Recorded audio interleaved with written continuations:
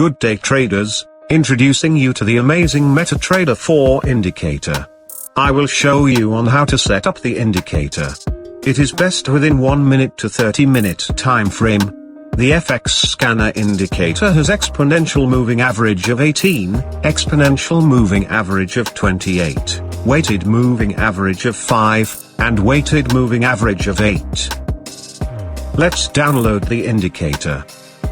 Please subscribe, like the video, and click notification bell button for more free downloads. Okay, let's go to ultimatefxtools.com.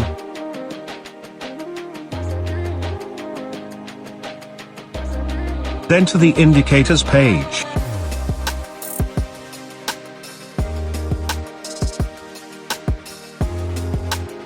FX scanner indicator.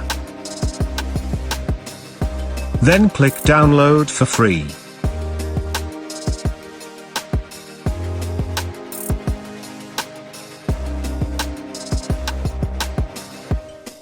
Here, we already downloaded the FX scanner indicator, then attach it to the MetaTrader 4. See, the set of moving averages lies between the arrows. It is best to study the market first, before trading on your account.